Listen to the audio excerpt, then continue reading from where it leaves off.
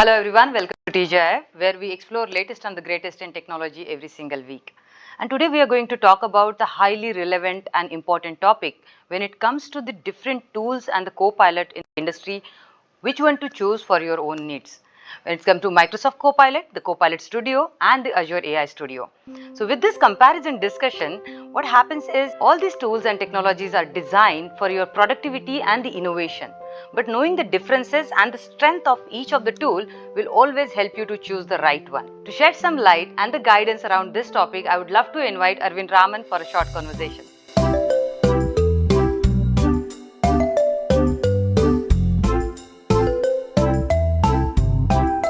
Hello Arvind, welcome to TGIF. Hi Vishaka, always a pleasure to be on TGIF. Thank you so much Arvind for joining us today.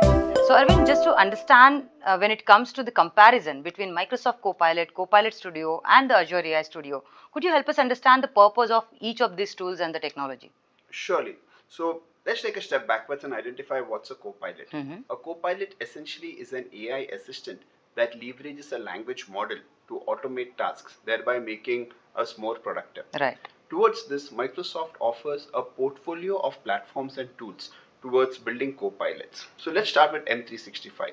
Microsoft 365 is an AI assistant that integrates with your day-to-day productivity suites like Word, Excel, PowerPoint, thereby improving my productivity, and is primarily aimed at the end users. Right. We then have the Copilot Studio, which is a SaaS platform which helps me to customize copilots and build new copilots using a low-code, no-code platform.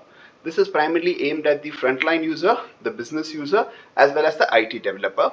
And then we have the AI Studio, which is a comprehensive platform for model training, model building, and deploying custom AI models, which is primarily aimed at the data scientist. Okay. So across a portfolio and variety of roles, and again based on the use cases, we provide users with a choice of using the right platform.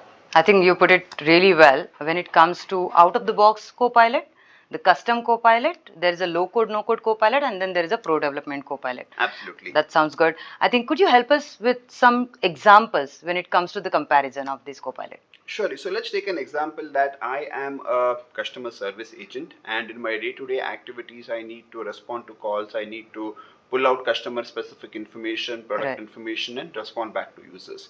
So let's look at all the three copilots and how do they help me in this particular case. Starting with M365 Copilot, it primarily helps me across multiple ways. For example, the Copilot in Outlook helps me to respond back with automated responses to the customer.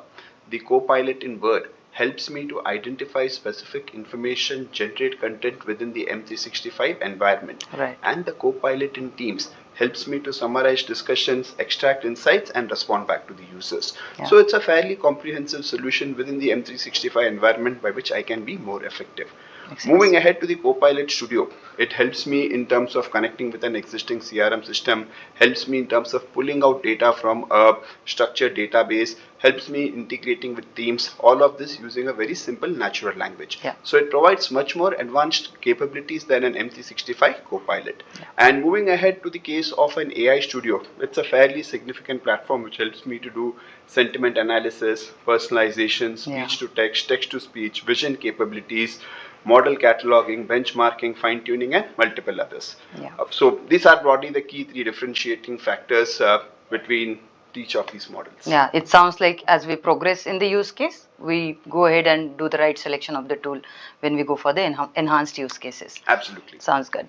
And now if I need to understand that, okay, when it comes to the customization possibilities and what the resource should have what kind of a skill set to leverage each of these tools and technologies, how will we put that?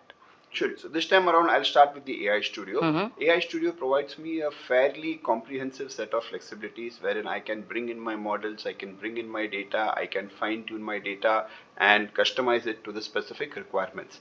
This, however, requires a very high skill set wherein you need people who understand data science, AI, and machine learning. Right. The Copilot Studio requires a low to moderate skill sets, wherein leveraging a low-code, no-code platform, I could connect with the different connectors that are readily available with the different sources and leverage some of the out-of-the-box tools like sentiment analysis to build services. Right. The last part, which is the MT65 Copilot, offers a very limited set of customizations and requires minimal skill set. It is primarily aimed at the end user, wherein by opening the particular application, be it Word, Excel or PowerPoint, I can put in a particular prompt and get the desired output. Thank you so much, Arvind. I think you made it so simple. What we'll do is, in next episode, we'll show the demo of each of these tools and technology, and when it comes to the comparison of the same use cases. Thank you everyone for joining. See you in the next episode. Till then, bye-bye.